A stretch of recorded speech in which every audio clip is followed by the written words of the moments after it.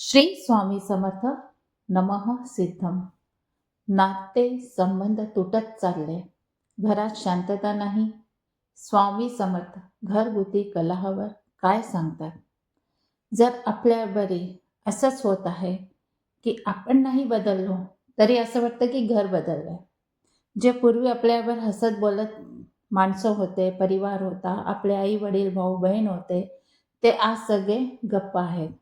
थोड्या थोड्या गोष्टींवर आपसामध्ये वाद करतात आहे.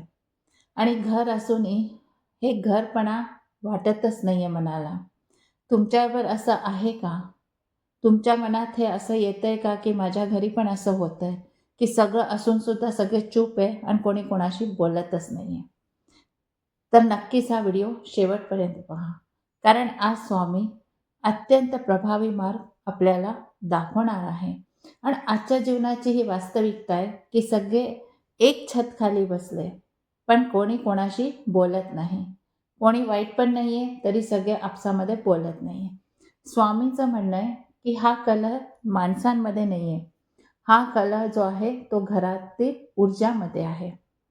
स्वामी म्हणतात की आजची जी परिस्थिती आहे त्याच्यामध्ये नकारात्मक शक्ती जास्त वाढत चालली आहे. म्हणून घरामध्ये वादविवाद सुरू होतात, ते प्रेम कमी होत चाललंय आणि नात्यांमध्ये अहंकार बरोबर वाढत चाललाय. मीच बरोबर आहे, मी जे म्हणतो ते झालं पाहिजे, या कारणाने घरात वाद आहे. रागात बोलता बोलता काय होतं की आपण आपल्या शब्दांकडे लक्ष देतच नाही आणि त्या शब्दानुशब्दाने वाद वाढत चालले.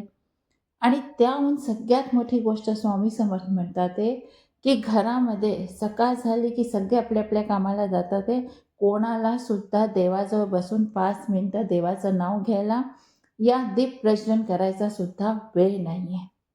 याच्यावर स्वामींनी काय उपाय सांगितले आपण नक्कीच ऐका. स्वामी समर्थ म्हणतात ते की तुला जर असं वाटतंय तर पहिले तू बदल, तर तुझं घर तुला आपोआप बदलताना दिसेल.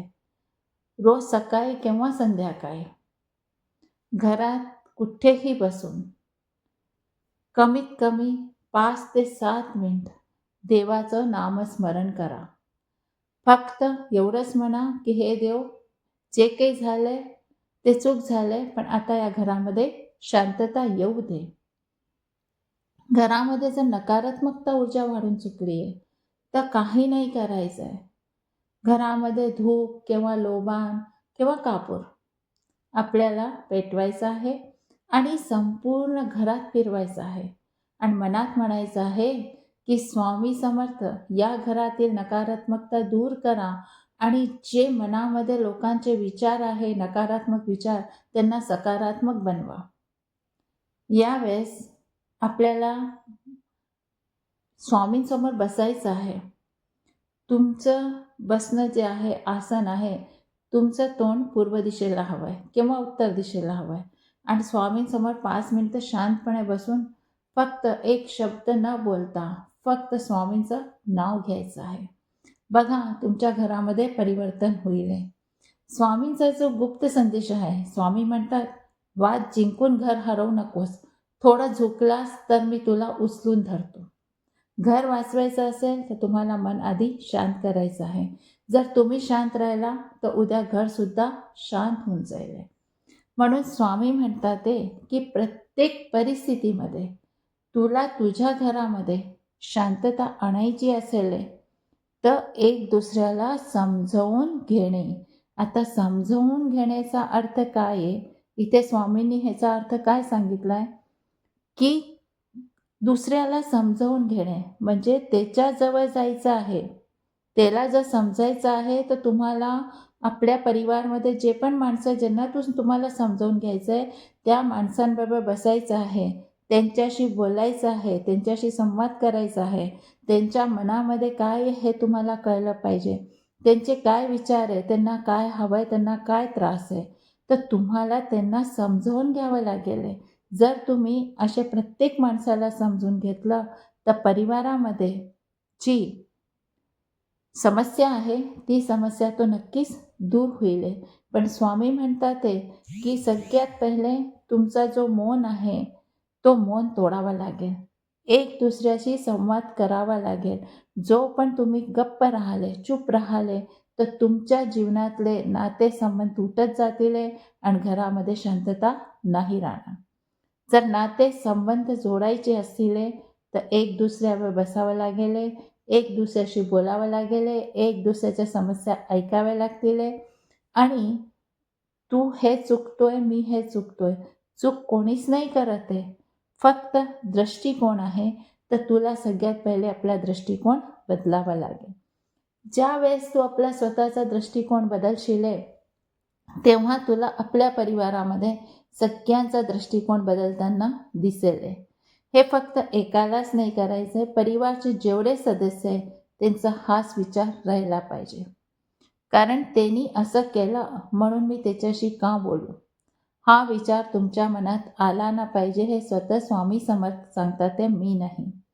जेव्हा तुम्ही हा विचार सोडून द्याले की तो मला असं बोलला, आता मी त्याच्याशी कधीच नाही बोलणार, तेव्हा हे वाद होतील आणि जो तुमचा मोठा परिवार आहे तो धीरे धीरे तुटत जाईल आणि शेवटी होऊ शकतं की तुम्ही एकटे राहून जाल. म्हणून जर तुम्हाला एकटेपण नको आहे तर सगळ्यात पहिले तर संवाद साधा.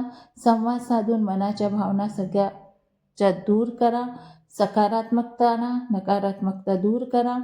पण घरामध्ये दीपप्रज्वलन करा, देवांचं नाव घ्या आणि देवांचं नाव केल्यानंतर कपूर आरती करा. पूर्ण घरामध्ये कपूर आणि 2 लवंगा टाकून पूर्ण घरामध्ये फिरवा. सकाळी उठून स्वामी समर्थ नामस्मरण करून घराबाहेर जा. आणि एक उपाय अजून करू शकता. जर तुम्हाला घरामध्ये शांतता हवी आहे, झोपण्याआधी स्वामींच्या फोटोसमोर दिवा लावा. पाण्याचा एक तांब्या तिथे ठेवा आणि 11 वेळा श्री स्वामी समर्थ म्हणा. तो तांब्या रात्रभर तिथेच राहू द्या आणि सकाळी ते पाणी पूर्ण घरात शिंपडून द्या. ह्याचं जे फळ मिळाले ते तुम्हाला हे मिळाले की घरात शांतता येईल, घरामध्ये जेवढे लोक आहेत त्यांना शांत झोप लागेल, स्वप्न दोष त्यांचे कमी होऊन जातील आणि तणाव घटेल. यानंतर जर जमत असेल तर स्वामी चरित्र वाचन आठवड्यातनं 1 वेळा तरी करा. केव्हा करायचे? गुरुवारी करू शकता किंवा अमावस्याला करा. 1 अध्याय होऊ शकतो तर नक्कीच वाचा. या कारणाने काय, घरामध्ये जो विश्वास कमी झालाय तो विश्वास वाढेल, परिस्थिती बदलायला सुरू होईल. तर स्वामी हेच म्हणतात, वाद जिंकू नकोस, घर वाचव. तू शांत झालास तर मी परिस्थितीसुद्धा शांत करीन. आज घरात शांतता नसेल तर दोष शोधू नका, नाव वाढवा आणि आपला अहंकार कमी करा. स्वामी नक्कीच मार्ग दाखवतील. सगळ्यात पहिले स्वामींनी एकच गोष्ट सांगितली की आपसामध्ये संवाद सुरू करा, बरोबर बसून जेवणं सुरू करा, एक दुसऱ्याच्या समस्या समजा, तर नातेसंबंध तुटणार नाही, घरात शांतता येऊन जाईल आणि सगळं काही व्यवस्थित होऊन जाईल. मराठी येत नाही, जर बोलण्यात काही चूक झाली असेल तर क्षमा. भेटूया आपल्या नेक्स्ट व्हिडिओमध्ये. व्हिडिओ आवडल्यास नक्कीच लाईक, शेअर आणि सबस्क्राईब करा. श्री स्वामी समर्थ. जय जय स्वामी.